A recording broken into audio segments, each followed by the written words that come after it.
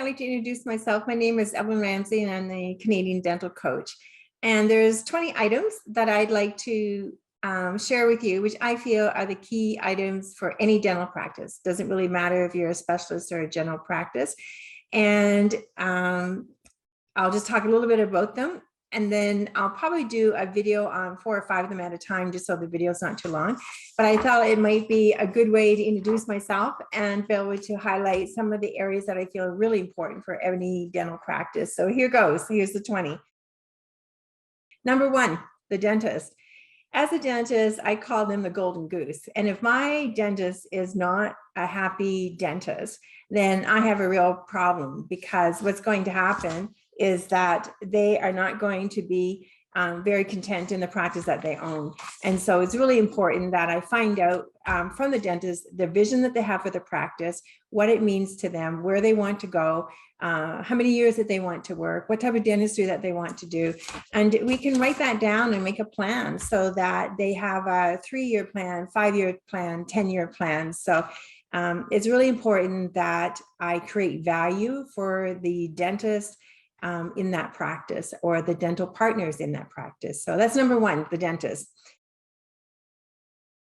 Number 2, building a network around the dentist so that you are successful within your practice, and having people that will support you.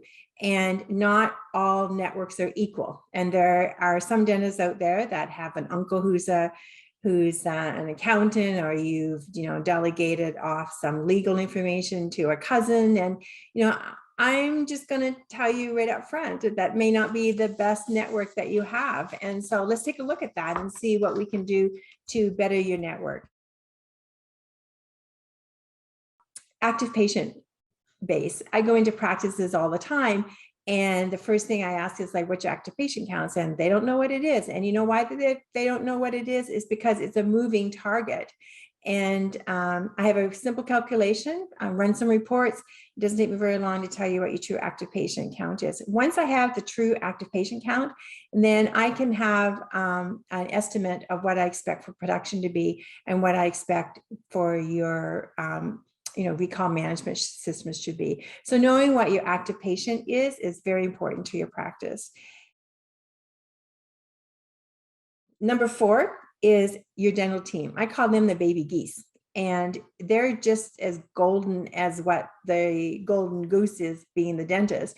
Like, it's really important that I support the dentist with a team that is effective and can script properly, and they know their job, and they stay long-term, so that your investment in them, stays there, and that we support them. And so your dental team having proper training, being rewarded, being made to feel that they are valued, goes a long ways in having your overall success of your practice. So, and also they're the face of the practice often. The patients will come in and they'll see you, but they're greeted by the reception, admin people, or by your hygienist, or by your dental assistant. So it's really important that that is a good, positive experience, and then it really reflects the values that you have. Next one, number 5, contract and standard operating procedures within your practice. So many practices don't have the rules written down. You're missing the protocols and the standard policies that are in place so that everybody can follow. And when it's not written down and people don't know what their job is, then it leaves them to guess it and fill in the blanks. And sometimes that may not always be ideal. And you may not even know what they're filling in for the blanks in your practice. So I like to go over what some of those contracts say, especially the employment contracts. That's a minefield. You want to make sure you have really good employee contracts, and then also some standard policies that it allows you or the manager to be able to manage to those policies. So I always say, let's get it right, and let's get it right on paper first. So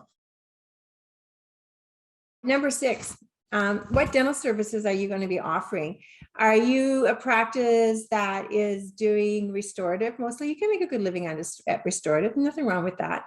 Or are you someone that really likes endo, you really like ortho, or you really have a passion for prosthodontist, and then, are you buying all the technology to support that? And is everybody trained on how to use it? Or do you have an intraoral camera that's sitting somewhere in your practice that's collecting dust and nobody's really trained the hygienist on how to promote that and to create value with the intraoral camera within your practice? So we can help with that. Training, number 7 is training. And that's so valuable, because when you have the right people on the bus in the practice and the wheels are all rolling, you want to be able to make sure that they're well supported by having really good training. And you don't want that training to walk out the door after you train them. I mean, I'm sure some of you have experienced that. And if you take them to Las Vegas, you don't want it to be a party. You want to make sure that your investment in taking them to a new city, Cincinnati or Las Vegas or Montreal or Toronto, that, yeah, you can have fun and you can have a good time, but the goal is also to walk away from that course with some really good ideas that you can go back to your practice and effectively implement and make a difference. So training is really important. Recare management. I'll go in and I'll say, who's looking after the recalls? And nobody is. So my favorite answer is, we have a technology, we have a recare management system that's doing that. Well, I can tell you that it does it, but it doesn't do it as well as having somebody actually monitor that system, make sure that nobody's falling through the cracks. And actually, I call it dialing for dollars, or dialing for success is even better, that they're actually picking up the phone and calling your patient and creating value, and making sure that you have an effective recall management system within your practice. So number 9, accountability. So you've got all the right people, you've got them trained, and then you know that they know how to do the job, you have the contracts in place, but you know what? There's no accountability. They can just kind of wishy-washy do it if they want to or not. And, nothing's any frustrating for a dentist to sit in your operatory and to hear a conversation at the front desk, or worse, in your sterilization, and you feel, okay, you got to, girls have to just get off that conversation and you have to get back on to, doing sterilization, or I need you to call those recalls for me. And so it's really frustrating as a dental owner to be in your operatory and to hear the team not being accountable for what you thought you had trained them for and assigned them to. So I've got some tricks of the trade that will create a positive experience for accountability, and I like to share them with you. Number 10, treatment planning. That's a buzzword. And I know if I ask, lots of you will tell me that you're doing it chairside, but I can promise you that you cannot effectively do all of the aspects of treatment planning chairside.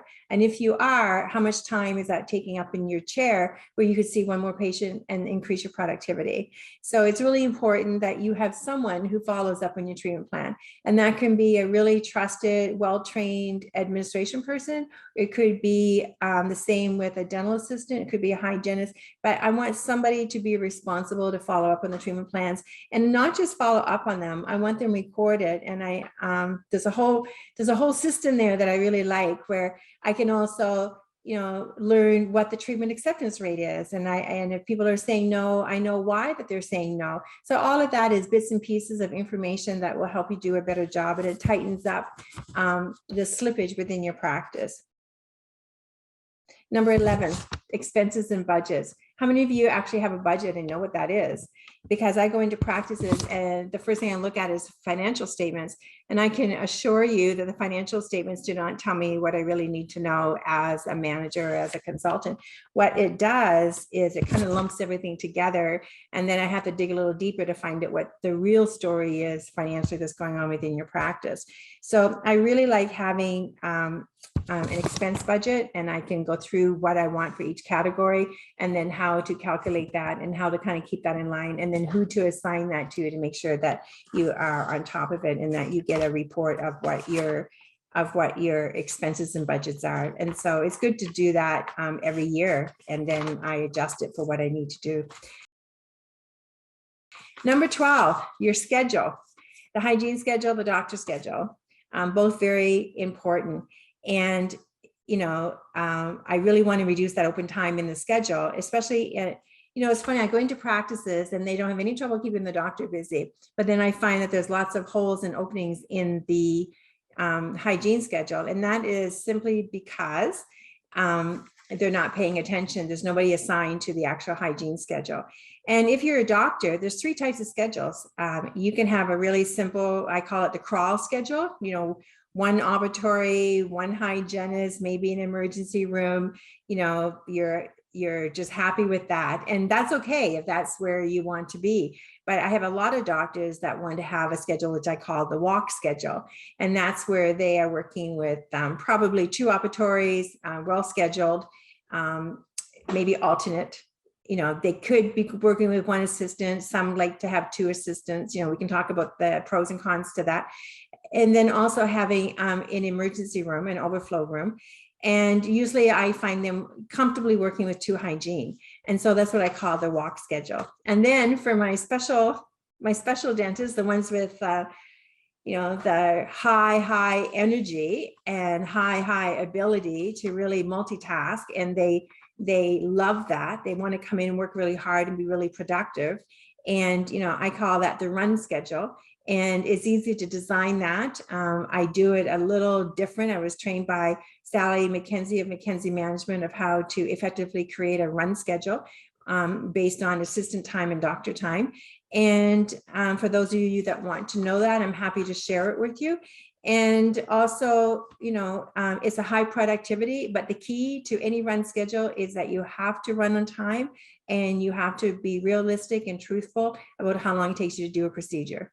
And so if properly booked and you have the ability to do what we've got scheduled, then it can be very, very effective for you. And those doctors with high energy, they love it. And they can actually go 2 doctors' chairs, 1 emergency chair. They can go 2 hygiene, and we have a 3rd hygiene, probably just doing period scaling. And, so they never have 2 checkups more than in a row. So that's just, coordinating scheduling. And I've seen it done, and, it works. But it doesn't work for everybody. So again, I like meeting with my doctor to find out, what they prefer, where they see their schedule going. Number 13, communication. It's how you say it, it's when you say it, it's who you say it to, so important. And I go into an office and, the admin will tell me that they don't get along with the clinical. The clinical will tell me, oh, I don't go near the front desk, they're cranky. It's not that they're cranky, it's everybody has a different way of communicating and they're on task. And so it's just learning. I spend a significant amount of time on training the whole team on effective communication and what your communication style is, and then how to improve it, and then the value of scripting, and then how to do that. And, it's worked for me personally as a consultant and manager. I've learned from the communication style. I use Myers-Briggs. I really like it. There's other systems out there that are just as useful. I'm just more familiar with Myers-Briggs. And, and I find that once I've had that communication talk with the team, is that then they understand. I always say, love the person, change the behavior, or change how you view the behavior. And so having good communication within a practice is so key. And it really it reduces the drama in your practice incredibly. Number 14, the role of your manager. I hope you have one. I really believe that every practice should have a dental practice manager, and that his or her role would be, it could be 2 days a week, it could be 3 days a week, it may be full-time depending if they're a large group practice. But having somebody that can help the team, support the team, and implement the projects and bring them in on time, and kind of anticipate what's where the problems in the practice are going to be. Chairside as a dentist, you don't have time to do all that, nor do you want the sticky note passed to you, when you're going down the hallway saying, oh, by the way, I have to go on pregnancy leave. So it's just nice to have somebody who has the time to pre-plan and to be able to bring the projects in on time, to be able to anticipate what's going on, to know your numbers. And that's not your receptionist. You know, I'm a big fan of not, I can take your senior receptionist or best receptionist and I can train her in the role of office manager, but then I don't want her to go back and do reception again. I want her to stay with the role of management, because management is actually, you know, can be a full-time position. And when you pull your manager and put it back on the front desk again, you know, she just dropped all her management duties, and that's not good for any of your practices. So we can talk about that. Some of you may differ in opinion on that, but I kind of have I have my own opinion on that. So we can talk about it. We can communicate about it. And I also have a spreadsheet for all the duties of a manager. So often I'll give the spreadsheet to the doctor owners and just say, well, take a yellow highlight and highlight what your manager is doing now, and then take a blue highlighter and highlight what you'd like for her to do. Because really the manager's number one role is to be there to reduce the stress of the doctor. And then her number two role is to motivate and support the team. Because you know, I want to have long-term employees. I want them to be happy. I want them to want to come to work, and I want them to excel for me, because I want them to feel that they're pleasing me and that I'm really happy with what they're doing. You know, so there's all kinds of rewards and incentives that you can put in for that. Number 15, utilize your local specialist. I can't stress that enough, because I worked with general dentists and I've worked with specialists. And general dentists, sometimes they think, so what they refer to the specialists as talking heads. I mean, well, the talking heads have feelings and they would like to be able to help you. And so having the GP have a relationship with the specialist that you refer to allows the specialist to come in to your practice, do continuing education training with your team and with you. And it also allows them to build a relationship, and they don't have to wait till Christmas to send you a fruit basket. They already know what your practice needs, and they support and they train your team so that your hygienists and your dental assistants and you, the dentist, know what patients that they want referred to them and what patients that they feel that you can do in-house. So I love that network between, say, a periodontal office and a GP practice. And especially having the GP's hygienist being kind of schooled and trained about what they do in the periodontist hygiene room, so that when, excuse me, when your patient goes to that specialist practice, they're hearing the same thing that is being told to them in your practice. So there's no big leap. Oh, you know, you missed it, or your hygienist didn't do it, or, you know, they're taking care of me and you guys didn't. Like, that avoids all that, because you're saying the same scripting and you're on the same page. So I have a whole protocol on that. The other part of that is the flip side, is that the specialists love being able to help their GP, because you are their lifeline. And they want to be able to find a way to be able to give back to their, especially the ones that refer to them a lot, they want to give back to you. So they'll do a lunch and learn with you, you know, and so it's a two-way street. And I like it when there's a really strong network there that really helps. So that was my number 15, was utilize your specialist group. So number 16, the dentist as the leader. I know that some of you don't like to lead and some of you are born leaders. It just comes natural to you. You enjoy it. Your team, you know, are happy with you. And so you're able to be able to navigate that very comfortably. Others not so comfortably. It's not like you got a lot of training on that in dental school. And so, you know, some of you can get some training on how to be better leaders and better communicators, and to be able to retain your staff and communicate better with your patients and have a happy experience. And then others, you know, will just say, I don't ever want to do that. And so that's okay. We can delegate that to a partner. Maybe, like, I've worked in group practices where say I got 3 doctors, one's really good at HR management, one is really good at technology, and one is really good at equipment repairs, you know, and so I'll utilize each of them, and the staff will end up going to each one for whatever that they need for guidance. So it doesn't have to be, you don't have to have just one person doing it. You can divide that role up, but there has to be leadership within the practice, and it has to come from the doctor down. So we can help you with that. Number 17, health and safety. So not only is, you know, are you responsible for the safety within your building, fire regulations, emergency evacuations, fire drills, how to handle proper equipment, wear your goggles on when you have the grinder, and that all of those protocols are in place.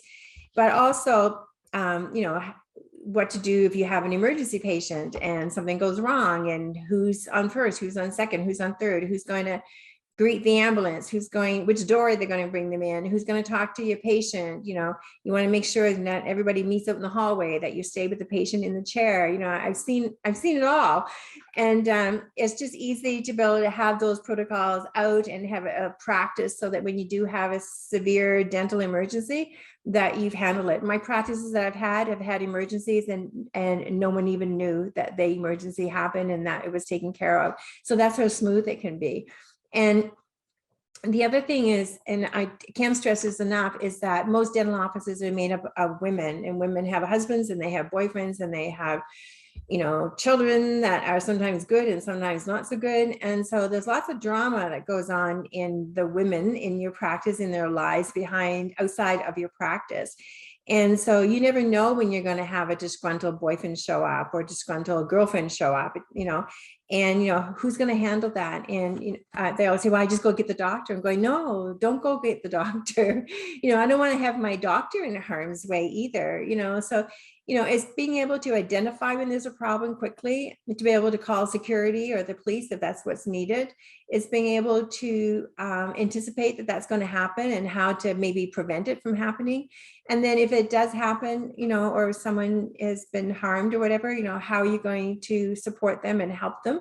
And, even, in EAP programming, employee assistance programs, to help some of the women deal with some of the stresses and trauma that they have in their lives that kind of overflow into your dental practice. And so you just can't ignore it. The other is, just personal safety, to make sure that wires are tied up and stairs are clearly marked, and ladders are, people know how to properly use the ladder. How many of you have seen the receptionist stand on the swivel chair to reach something up in the cupboard? I've done that. I have done that, and it's to the point, it's just not allowed anymore, because as an employer, if that employee falls, you are responsible. And even though they made poor judgment, same thing, I go into practices and they have overhangs, the top of the cupboards are just filled with stuff, how much weight is on that cupboard, and when is that cupboard going to fall, and who's going to fall on? And if that happens, 99% of the time, it's okay. The patient, the employee gets a black eye, or they strain a muscle, or they catch something, and they catch their fall, maybe have a sore back, but it just takes that one that causes death. And then you are, into a full health and safety investigation. And then it always weighs in favor of the employee. And as an employer, you're really on the hook. So, as we become more corporate, as we become larger, we just have to pay attention to the health and safety as well, the guidelines. Number 18, sterilization, ordering, and lab control. So sterilization has become very important. I know I've worked in Alberta and Ontario, and they almost need a full-time well, they do. They need a full-time person in sterilization just to do all the procedures that are in place in a significantly large clinic. And so we're seeing more and more people going in and doing audits and shutting down the practice, because it's not in line. The protocols are not being followed. And so, it's much easier before you sell your practice, or before you buy a practice, to make sure that those things are in place, so that you're not selling a problem, or you're not buying a problem, and that you have that, covered. And so, and then how to best utilize your staff. So I'm a believer, pick your dental supplier, join a buyer's group, whatever that we can do as a management to be able to get you the best price on supplies, and not have a staff member calling around all day long trying to get, a special on gauze. Let's get above that, and let's get you a really good buying group, or a buying, I really like working with my local sales rep, whichever rep that you have. I've worked with all of them, all of the companies, and let's just get you the best price. And then we can have that employee, instead of on the phone, I'd rather have her chairside, talking treatment to your patient, or I'd rather have her calling accounts receivables, or I'd rather have her, calling patients and filling open time. That is going to create more productivity. It's going to increase your bottom line more than if you have somebody calling around for dental supplies. So that's my training. That's my experience. And I just thought I'd share that with you. So. And the next one, two more, 19. What to do when something goes wrong. Wow, if you have a dental practice, I can almost guarantee that something's going to go wrong. And it's usually either an upset patient that you didn't anticipate, and now you're into a lawsuit, or it's an upset staff member. Could be a short term, could be someone that's been with you 10 years. She might have been great for the first 8 and went through a divorce, and now she's a nightmare. I went through a divorce and I was working in the dental office. I'm sure for 2 years I was a nightmare. I became a teenager again. So it's how to, if you have, a problem employee or a problem patient, how to get out of that without, either you turn it around and make it a positive experience, which I did myself, or, you can, have a lawyer, an employer lawyer, a contract lawyer, somebody from CDSPI who's going to help you legally, so a labor lawyer, so they should be on speed dial, so that when you run into a problem, instead of you guessing how to solve it, because if you don't know this already, I'm going to tell you straight up, the law usually goes in favor of the employee and very rarely in favor of the professional dentist, because they always seem to favor the employee. So whether that's a human rights case or whether that's an employment law case, it's just good for you to know that right up front. Now you can get around some of that, and you can come out of this pretty unscathed if you have a good employment lawyer to help you with it. But you just going off and thinking, oh, that's not right, and I'm going to tell her, and I'm just going to do this, can get a lot of doctors in a lot of trouble pretty quickly. So we're seeing in Canada employer suits now 120,000, 80,000. And so even if you have to settle for 30,000, that's a lot. And by the time you pay $10,000 or $15,000 to a labor lawyer, that's quite costly. And that doesn't even measure the emotion and the emotional drain that you feel when you feel as an employer that you haven't been justified, and that you've been taken advantage of by this employee, and that they win, and guess what, you lose financially. And then they go out with bragging rights, saying, well, I sued my doctor and he had to pay me. I just can't tell you how much he had to pay me or how much she had to pay me. So I really, we're here to help you with when things go wrong. And so I don't think I know a dentist yet that hasn't had something go wrong. So it will, if it hasn't happened to you yet, you're fortunate, but it will. And when it does, it's just nice to have someone that you can call to be able to help you, to help guide you through that. And my last item, number 20, and then we're done, is production is king. And, it's really important that you know your numbers, and that, your key indicator pointers, they're called KIPs. And that even goes right down to your accounts receivable. So I'll go in lots of times and I'll look at the accounts receivable, and I want to know how much is over 90 days and what the percentage is. And my next question is, who's looking after the accounts receivable, and how are they looking after the accounts receivable? Because there's nightmares I can share with you on just accounts receivable management. And so we want to make sure that we get that right. So I hope those 20 things were helpful to you. There's nothing that's new there. I mean, those are things that are tried and proven, and they're pretty much applied to every dental practice. I wish I could say that there was something magical there, but it's just like learning to run. You got to learn to crawl and then walk, and then you learn to run. And so in dental practice management, these 20 hot buttons are some of the key items within your practice that if you have all of those going well for you, I can almost guarantee that you have a very happy, successful practice. So again, I'm the Canadian Dental Coach. I'm here to help you. And I hope that kind of gives you a little insight about some of my role. I took 6 years with Sally McKenzie. I McKenzie management trained consultant, later became a lecturer within Canada, and then also a trainer for office management on just those 20 items that I have expressed, to you. So I have been in dentistry probably 30 years. Prior to that, I was an employment counselor with the federal government. So I can easily recognize when someone's not job ready. That was part of my training when I was with the federal government, and writing job descriptions and protocols for employment and helping new employers, hire the right people and to start up a new business startups. So that was easy to transfer that over into dentistry, because dentistry is a business. And now it's become more of a corporate business. So I love what I do, have a great passion for it. I'm living here in Atlanta, Canada, but I have had practices from Newfoundland through to BC, and I have a very large network. So I look forward to meeting you and talking to you further. Thanks. Bye-bye.